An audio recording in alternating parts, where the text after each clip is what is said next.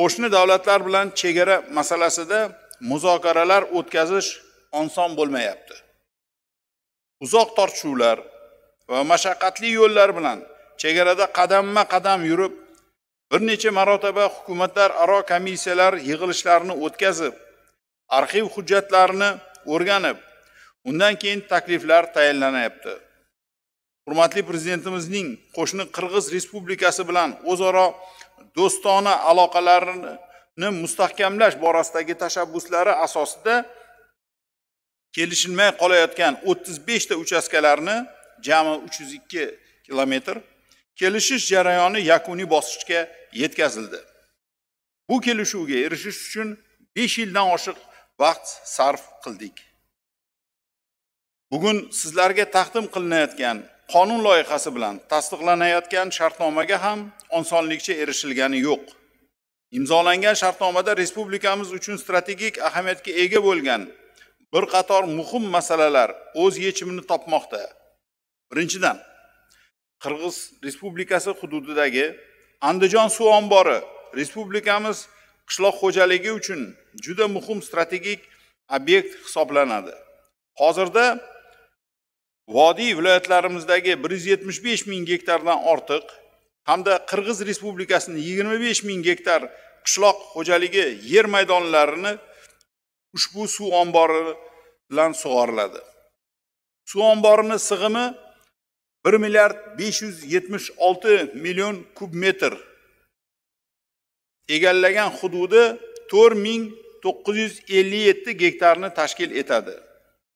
Biz ushbu suv omborini egallagan maydoni o'rniga Andijon viloyati Qo'rg'ontepa tumani Toshaxo'r uchastkasidan 1019 gektar yaylov yer maydoni ajratishni taklif etyapmiz.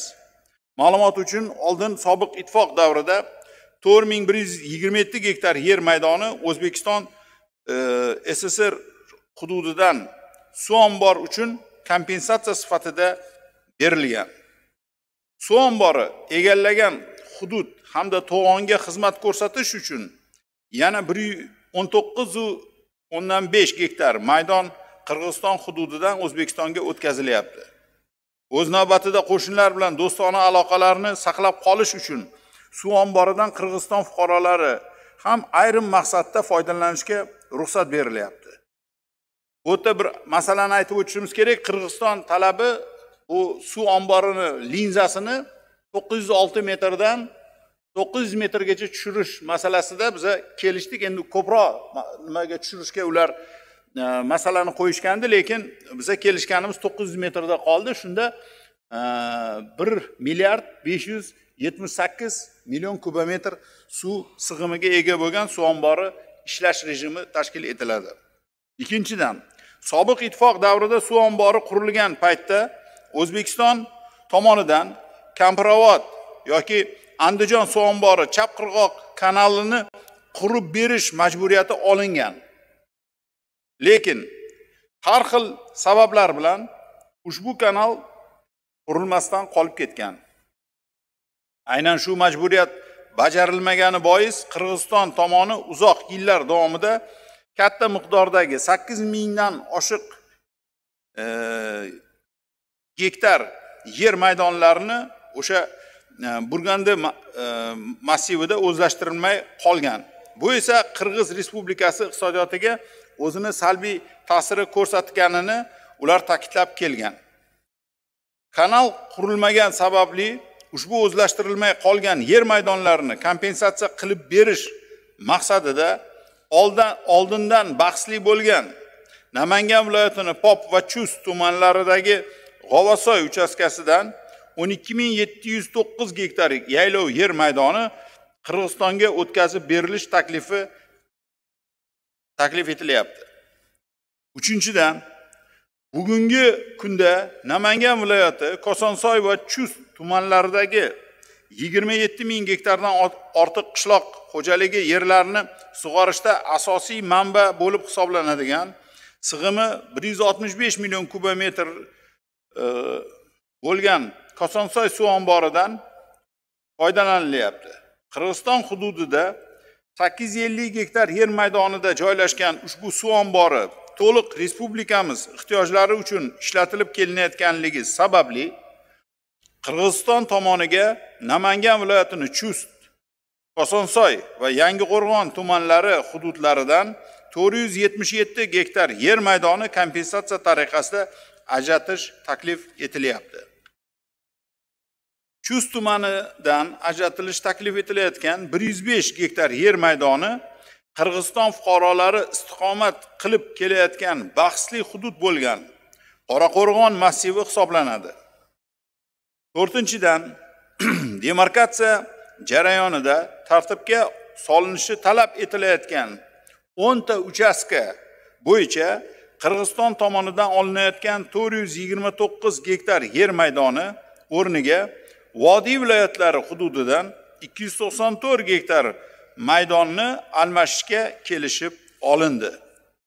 5-dan Farg'ona viloyatining So'x tumanida joylashgan o'z vaqtida ikki davlat chegara oldi aholisi o'rtasida katta nizoga sabab bo'lgan Chashma bulog'i bo'yicha ham alohida hukumatlararo bitim tuzishga kelishildi. Bunda Chashma bulog'idan birgalikda foydalanish, tozalash va boshqa masalalar yechimini nazarda tutuvchi O'zbekiston va Qirg'iziston manfaatlaridan kelib chiqqan alohida bitim imzolanadi. Hurmatli yalpi majlis ishtirokchilari, yuqorida ko'rsatib o'tilgan sabablarni hisobga olgan holda O'zbekiston manfaatlarini to'liq inobatga olib, sizlarning e'tiboringizga taqdim etilayotgan shartnoma imzolandi. Ushbu shartnoma O'zbekistonga nima beradi degan savolga javob beradigan bo'lsak, birinchidan O'zbek-Qirg'iz davlat chegarasini belgilash borasidagi bahsli nizolar to'liq o'z yechimini topadi hamda chegaralarimiz daxlsizligi ta'minlanadi. Chegara oldi hududlarda qonli to'qnashuvlar kelib chiqishini oldini olinadi. Ikkinchidan, chegaralarimizdagi taranglikka barham berilishi qardosh xalqlar o'rtasidagi bir-biriga bo'lgan hurmat, e'tibor, yaqin qo'shnichilik, xudo-andachilik rishtalarini shak shubhasiz uzviy tiklaydi. Uchinchidan, dunyo hamjamiyati tomonidan suv resurslarining tobora taqchilligi oshib borayotganligi ta'kidlanayotgan bir vaqtda transchegaraviy daryolar va suv resurslaridan foydalanish bo'yicha uzoq muddatli mintaqaviy bitim imzolanishiga erishiladi. 4-dan, davlat chegarasini zamonaviy muhandislik texnik inshootlari hamda ilg'or axborot texnologiyalari vositalari bilan jihozlashga zamin yaratiladi. Bundan tashqari, davlat chegarasidagi chegara bojxona o'tkazish punktlari faoliyatining qonuniylashtirilishiga eksklav hududlarimizdagi ko'p aziyat chekkan aholimizning qo'shni davlat hududida erkin tranzit harakatlanishiga erishiladi. 5-dan 8 mingga yaqin fermer xo'jaliklari barqaror suv ta'minotiga ega bo'lishlari, yillik 2,5 million tonna qishloq xo'jaligi mahsulotlarini yetishtirilib, aholi iste'moli uchun yetkazib berilishi, yiliga 500 million dollar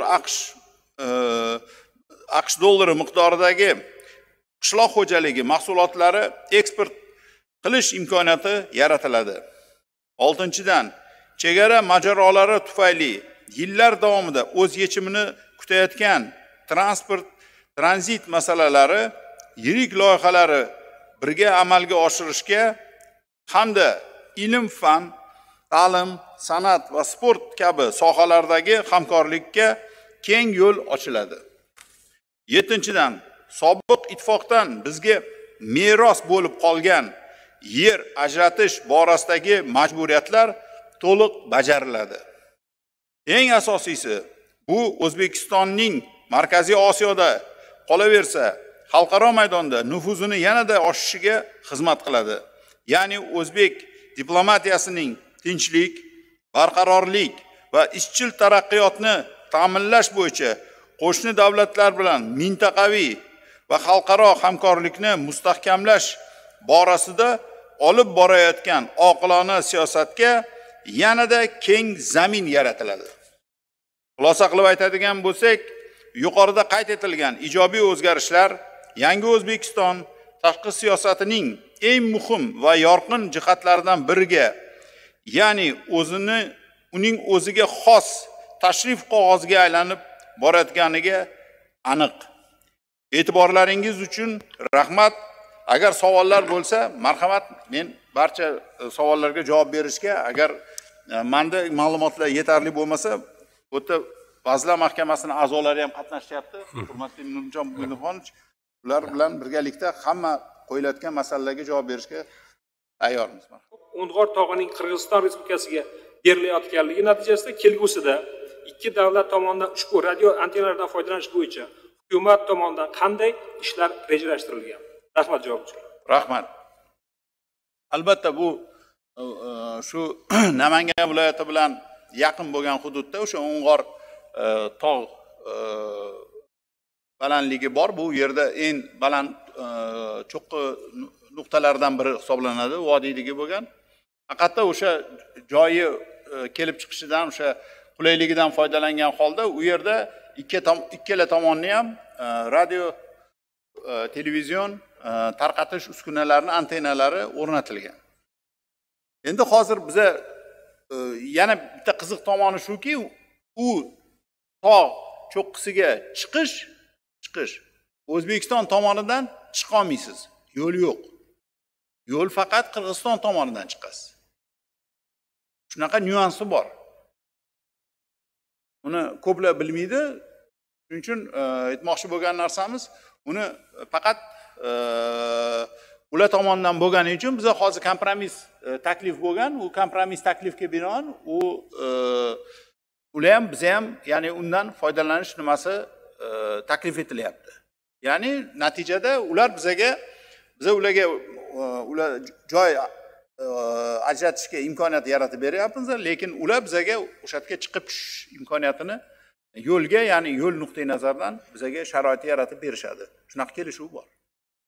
Erishilgan kelishuvlarga ko'ra, qo'shni Qirg'iziston bilan davlat chegarasini huquqiy belgilanishi natijasida vodiy viloyatlarimizdagi ayrim chegara hududida yashovchi aholini ko'chirishga to'g'ri keladimi?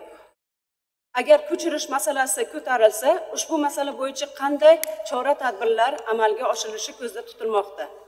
Albatta, ma'lum bir joylardan odamlarni ko'chirishga biz majbur bo'lamiz. Biz hozircha bizani qilgan hisob-kitobimiz bo'yicha taxminan bu ishlarga taxminan 130 ta xonadonni ko'chirish nimasi mo'ljallangan. Bu taxminan bizada 50 milliard so'm kompensatsiya, hozir ular hammasi taxminiy uylarni, joylari, o'sha hovlisidagi bo'lgan daraxtimi, uzumimi, hamma narsasigacha hisoblangan. U hisob-kitobini qilib taxminan 50 milliard atrofida mablag' tashkil qiladi. Bu biz uni hammasini xolasalar ular biza kompensatsiya qilib mablag'ni to'lab beramiz va o'zlari qurib olishlari uchun joy beramiz boshqa joydan. Yoki ularga o'sha yangi qurilgan joylardan taklif qilamiz. Ular bergan kompensatsiya puldan ular o'zlari kerak bo'lsa o'sha belgilangan o'sha o'zini tannarxi qiymatida sotib olish imkonini beramiz.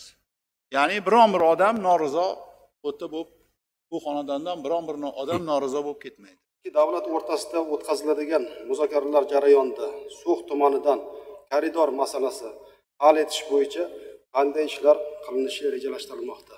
Javob uchun oldindan rahmat. Endi u birinchidan albatta So'x eksklavi bilan muntazam aloqa qiluvchi yo'lni tashkil qilish bo'yicha biz ikki tomonlama o'zimiz qirg'iz birodarlarimiz bilan kelishganmiz. O'sha Rishtondan tepasiga chiqib boradigan eng qisqa yo'l bo'yicha Qirg'iziston hududi orqali o'sha yuradigan, keyin jumladan Cho'ng'aradan o'tib boradigan yo'lni tiklash masalasi bo'yicha biza kelishuvimiz bor va Qirg'iz tomoni buni tiklab, yo'lni yaxshilab, to'g'rilab nima qilib berdi. Lekin siz aytayotgan siz koridor deganda nimani nazarda tutyapsiz? U faqat bir ikki tomoni davol bo'lgan boshqa anaqa bir nimami? Alohida aniqlashtiringlar. Menimcha alohida yo'l bo'ladi. Ya'ni koridor O'zbekistonga beriladi degan mazmunda savol bo'lyapti. Yo'q, unaqa menimcha u narsaga menimcha bu juda qiyin narsa. Unga men o'ylaymanki, bu kun tartibiga bunaqa qilib masalani qo'yish bu masalani tupikka olib borish bilan barobar. Chunki hech qachon u narsa nima qilinmaydi. Mana hozir kechirasiz, men misol bo'yicha ham keltiraman. Bu xuddi shunaqa masala hozir Qirg'iziston bilan Tojikiston orasida xuddi shunaqangi masala kun tartibida turibdi. Bu narsaga men o'ylayman hech qachon yechim bo'lmaydi. Bu qilib bo'lmaydi. Boshqa gap, agar biza shu masalani bizada mana oxirgi paytda mana Qirg'iziston davlati bilan, hukumati bilan o'sha olib borilgan o'sha kelishuv asosida hozir so'q hududiga boruvchi, so'q hududida yashovchi yoki so'q hududidan materik qismiga keluvchi bo'lgan odamlarga hech qanaqangi Qirg'iz tomoni bizaga nima deydi, qiyinchilik tug'dirayotgani yo'q. Ikkita alternativ yo'l bor. Rishton tepasidan ham chiqsa bo'ladi, bu yoqdan Vodil orqali ham borsa bo'ladi. Shuning uchun biza bu masalani kun tartibiga albatta qo'yganmiz. To'g'risini aytaman men sizga. 5 yil oldin biz bu narsani qo'yganmiz. Hattoki estakada masalasi ham ko'rilgan, boshqa ham bo'lgan, lekin bu noreal narsa, qilib bo'lmaydigan narsa. Birinchidan qimmat, ikkinchidan noreal narsa.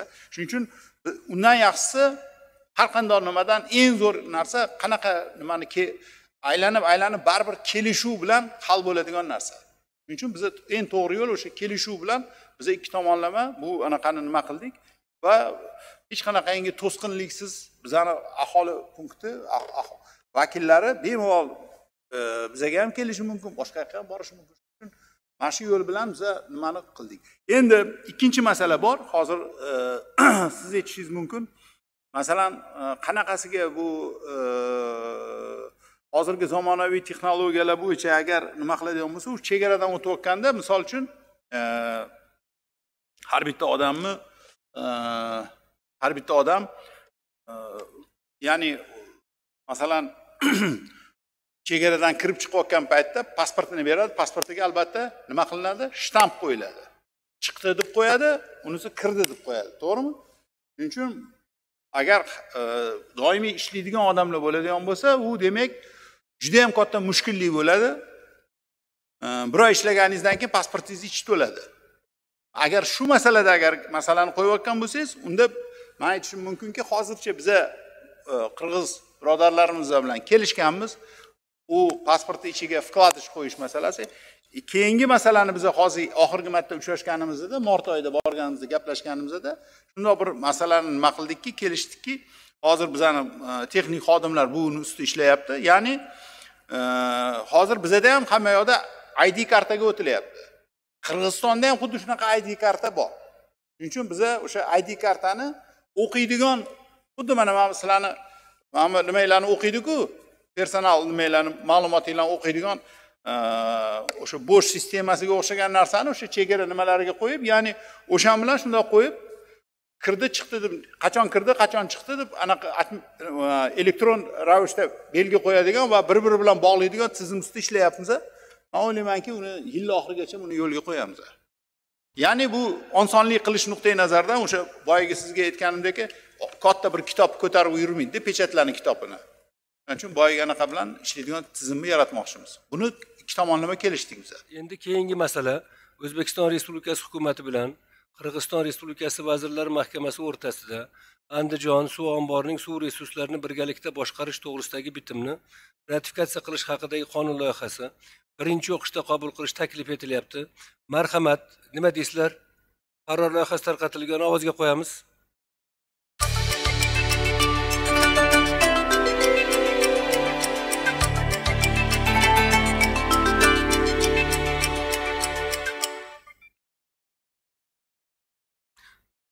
Rahmat. Endi Qodir Asadovichni takliflarini hisobga oladigan bo'lsak, nima deysizlar? Bu qonunni ham keyingi o'qishlarni istisno qilib qabul qilsak bo'ladimi? Agar boshqa savollar yo'qmi, ovozga qo'yamiz.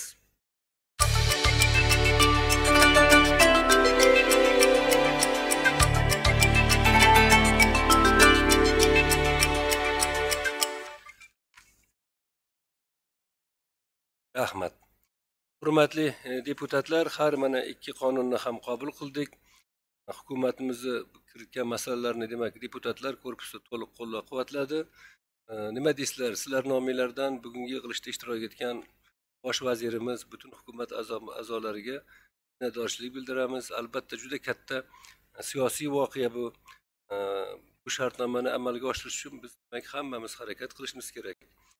Abdulla Nigmatovich, marhamat, minbarga taklif qilaman. Rahmat, Nurdinxon Mo'yinxonovich. Avvalambor barcha deputatlarni avvalambor tayyorlangan mana shu ikkita qonun loyihasi bo'yicha faol muhokamada qatnashib, bizga fikr bildirib, bu qonun loyihasini muhokamasini ko'rib, uni ma'qullab berganinglar uchun minnatdorchilik bildiramiz. Albatta, hozir bu yerda ko'p yaxshi fikrlar bo'ldi, to'g'ri fikrlar deb hisoblayman. Men masalan Zafar Rahimovich boya o'sha suv masalalari bo'yicha alohida gapirib o'tdilar. Albatta, suv masalasi eng dolzarb, yaqin kelajakda eng dolzarb masalalardan bittasi bo'ladi bu mintaqada. Shuning uchun hurmatli prezidentimiz doim bizani bu masalaga ogohlikka chaqiradilar. Ochiqni aytadigan bo'lsak, bu kelishuvlarimizdan keyin yana bitta hozir hurmatli prezidentimiz topshiriqlari bo'yicha biz Qirg'iziston Respublikasi, shuningdek Qozog'iston Respublikasi bilan birgalikda hozir ishlayapmiz. Ya'ni o'sha Qirg'izistonda hamkorlikda birgalikda O'zbekistonni bevosita to'g'ridan to'g'ri o'sha ulushdorlik asosida ishtirokida Qambarota 1 yesini qurish masalasida ham biz qatnashmoqchimiz. Chunki bu birinchidan bizani elektr quvvati bilan ta'minotini yaxshilash bo'yicha hududda agar yordam beradigan bo'lsa, ikkinchi katta nimasi shuki, bu o'sha boyagi suv masalalarini, ya'ni o'sha nima deydi, boshqarish kerak bo'lgan paytda ishlatish yoki yig'ish boshqa masalalar bo'yicha juda katta yangi imkoniyatlar ochib beradi. Bundan tashqari ko'plab Qirg'iziston Respublikasi bilan bizani men o'sha temir yo'lga gapirdim. Undan boshqa ko'plab loyihalarimiz bor, mo'ljallangan loyihalar bor, istiqbolli loyihalarni muhokama qilgan joylarimiz bor. Ya'ni bu yanada ikkita qo'shnini yaqinlashtirgan holda ko'plab hamkorlikdagi o'zaro manfaatli loyihalarni ko'paytirish imkoniyatini beradi. Shuning uchun yana bir bor sizlarga bu taklif etilgan loyihalarni ma'qullab berganinglar uchun, qonunlarni ma'qullab berganinglar uchun minnatdorchilik bildiramiz va albatta o'sha deputatlik nazoratida nima qilgan paytinglarda yana bu ishlarni birgalikda davom ettirishga tayyorligimizni bildiramiz. Rahmat kattakon. Rahmat.